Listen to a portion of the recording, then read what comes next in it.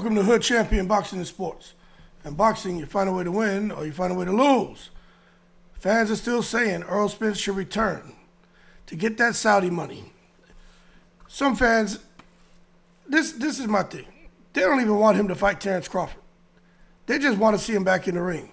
But I can understand fans wanting Errol Spence to return to the sport of boxing. I get it. But Errol Spence, you got to understand, he's doing what he needs to do to make sure himself is 100%. Now, what makes all this even more interesting, if Errol Spence returned after the inactivity and everything else that he's been disclosing lately to the public, right? And I'm going to get into that. Who's he going to fight? That's my thing.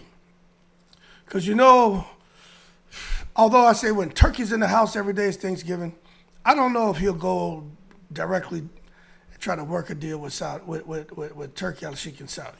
He's loyal to PBC, he's loyal to Al Heyman, and I could see him taking a stance kind of like Gervonta Davis's posture when it comes to working with Turkey, Alalshikh, and stay here on U.S. soil and not try to work with the Riyadh season, face of Riyadh season. But this is the thing. Sebastian Fundora is going to be returning on March 22nd, right? And people are still kind of clamoring for an Errol Spence versus Fundora fight. I, like many others, said that's a bad fight stylistically for Errol Spence because Fundora has finally realized that he doesn't need to fight like Pitbull effing Cruz. He can sit there and fight tall and long like Vladimir Klitschko. And he can win fights pretty damn easy, okay?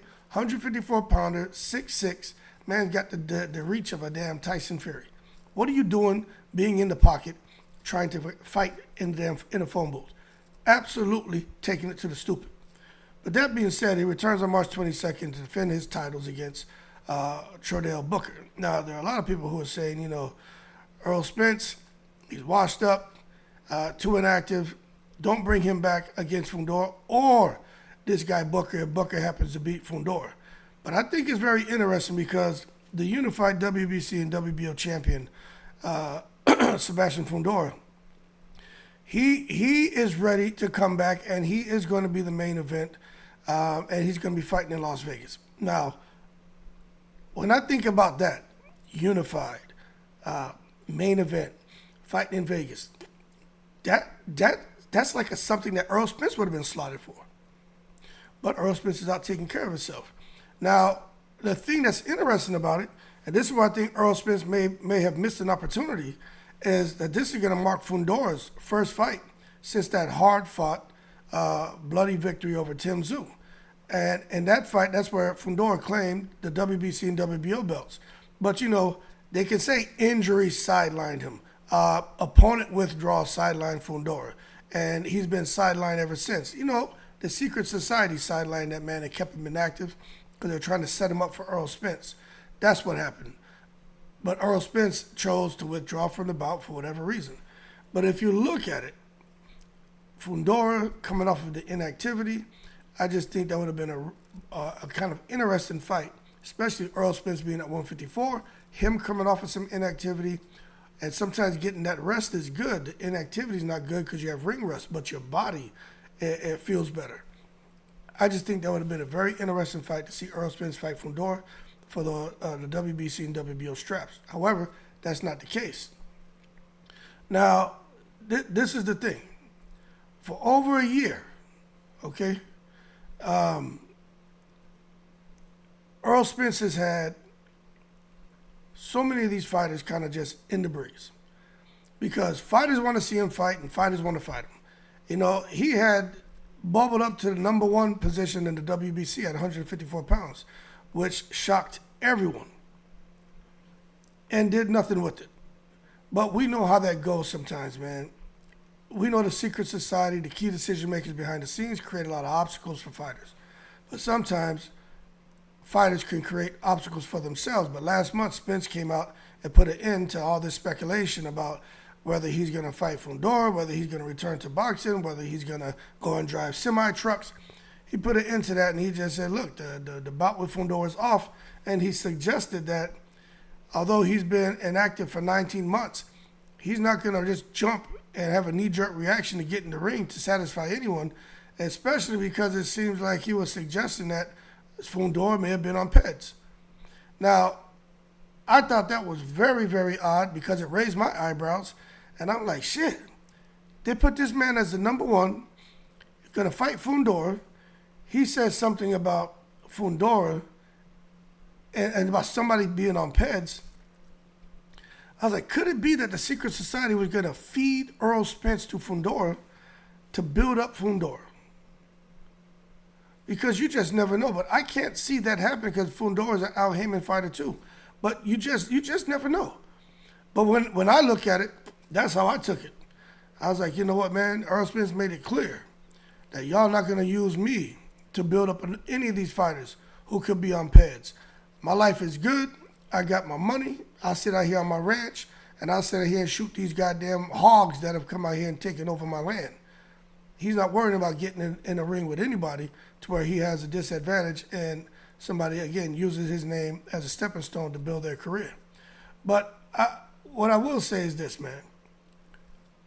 Just because Errol Spence walked away from that Fundora fight, it's not fair to come out here, man, and call a former unified three-belt welterweight champion, call him washed.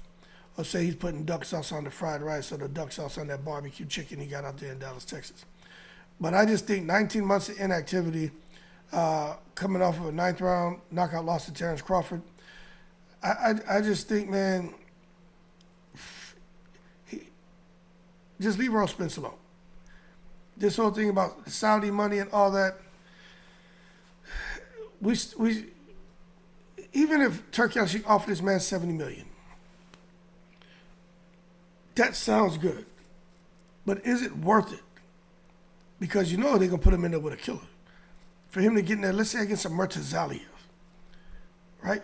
And then Murtazaliev just really hit him with some shit. And then now we're sitting here and Errol Spence gets hurt badly. And now we start thinking, man, those lingering effects of the 2019 car accident, man, could it be that they persist to this day? Because I really feel that has cast a shadow over Errol Spence's career. And I think it's only right because that man got thrown from a damn Ferrari, landed on concrete. You guys know how violent of an experience that is and how traumatic that is to a person's body?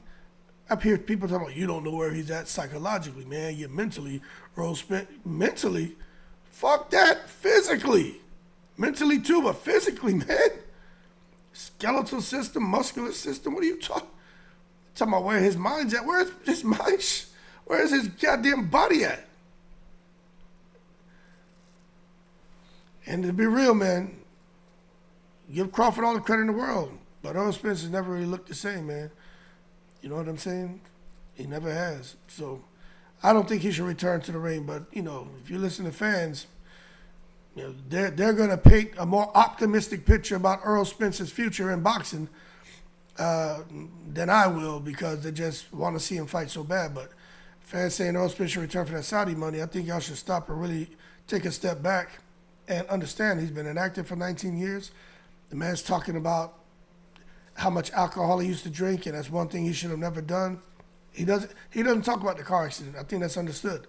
But if you listen to him, he's telling you that his body's not right. He's letting us know his body's not right. And I think his inactivity, it just lets us all know that mentally he's checked out. Like he wants to do it, but in his mind he knows he shouldn't.